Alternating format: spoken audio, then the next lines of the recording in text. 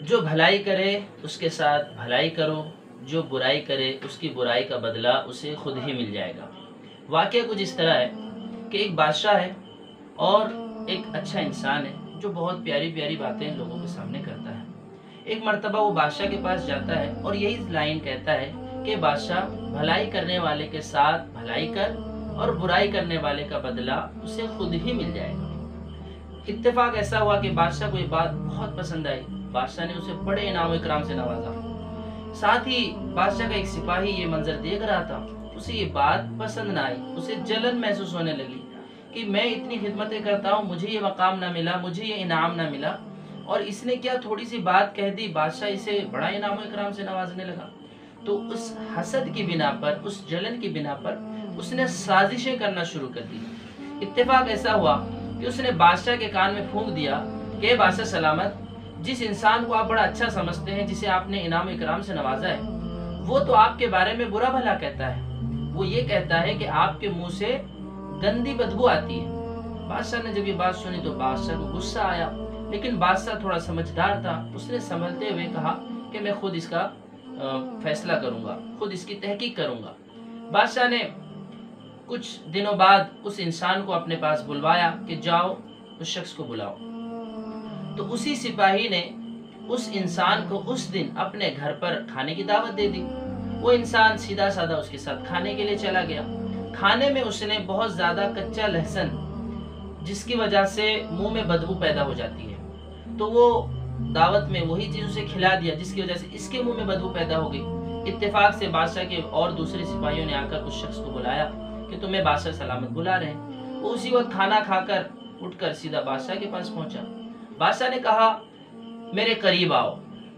تو جب وہ بادشاہ کے قریب ہوا تو اس نے یہ سوچ کر کہ میری منہ کی بدبو بادشاہ کو نہ پہنچے، اس لیے اس نے اپنے منہ پر ہاتھ رکھ لیا۔ اب بادشاہ کا جو شک تھا کہ واقعی یہ میرے بارے میں ایسا ہی سوچتا ہے کہ میرے منہ سے بدبو آتی ہے، اس لیے اس نے اپنے ناک پر ہاتھ رکھ لی، لیکن بات کچھ اور تھی جو کہ آپ جانتے ہیں۔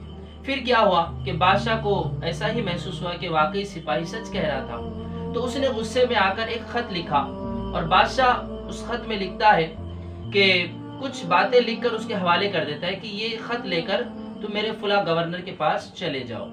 وہ انسان اس خط کو لے کر اس گورنر کی طرف چلنے لگتا ہے۔ راستے میں وہی سپاہی جو اسے جل رہا تھا وہ مل گیا۔ اس نے کہا آپ کہاں جا رہے ہیں؟ اس نے کہا کچھ نہیں، بادشاہ نے کچھ خط اپنے ہاتھوں سے لکھا ہے اور کہا ہے کہ فلاں گورنر کے پاس چلے جاؤ۔ تو اس انسان کو پتا تھا کہ بادشاہ جب کبھی اپنے ہاتھوں سے خط لکھتا ہے تو کوئی بڑا انعام اگر کسی کو دینا ہوتا ہے تو بادشاہ اپنے ہاتھوں سے خط لکھتا ہے۔ اسی لالچ میں اس نے کہا کہ آپ کیوں پریشان ہوتے ہیں، آپ کے پاس تو سواری بھی نہیں ہے، یہ خط مجھے دے دیجئے، میں اسے اس گورنر تک پہنچا دوں گا۔ اس سیدھے شخص نے کہا ٹھیک ہے، اچھی بات ہے، لے جاؤ۔ تو وہ انسان، وہ سپاہی اس خط کو لے کر اس گورنر کے پاس پہنچا۔ جیسے ہی گورنر کے پاس پہنچا اور بڑے خوش و خرم ہو کر اس کو خط بڑھایا اور کہا جلدی جلدی میرا انعام مجھے دیجیے۔ تو جب گورنر نے وہ خط کھولا اور جب پڑھا تو پڑھتا گیا اور حیرت کے ساتھ اس انسان کو بھی دیکھتا گیا، اور سارا خط پڑھنے کے بعد اس نے کہا کہ میرا منہ کیا تکتے ہو، جلدی سے میرا انعام دو۔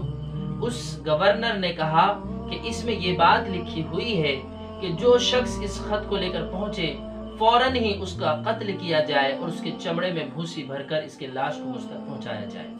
یہ بات سننی تھی کہ اس انسان کے پیروں تلے زمین کھسک گئی۔ وہ افسوس میں پڑ گیا اور کہنے لگا، دہائی دینے لگا کہ یہ خط میرا نہیں ہے، یہ کسی اور کا ہے، میں تو کسی کی مدد کرتے ہوئے یہ خط لے آیا تھا۔ اس گورنر نے کہا ہم کچھ نہیں سنتے، اس میں بادشاہ کی مہر لگی ہوئی ہے اور یہ حکم آپ کے لیے، اور ہم بادشاہ کے حکم میں کوئی آگے پیچھے کا معاملہ نہیں کریں گے۔ اس نے بہت رویا، بہت اس نے گڑ گڑائے کی، التجائے کی، لیکن اس گورنر نے ایک نہ سنی اور اس کو قتل کر دیا اور اس کے چمڑے میں بھوسی بھر دی۔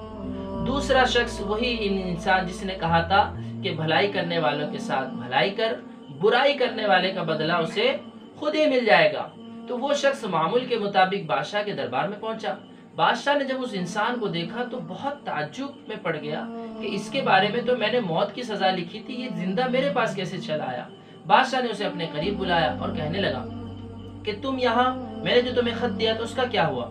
اس نے کہا کہ بادشاہ سلامت، آپ نے جو خط دیا تھا، آپ کا جو فلاں سپاہی ہے وہ مجھے راستے میں مل گیا اور اس نے وہ خط مجھ سے مانگی تو میں نے اسے دے دیا، وہ لے کر چلا گیا۔ بادشاہ نے کہا عجیب بات ہے۔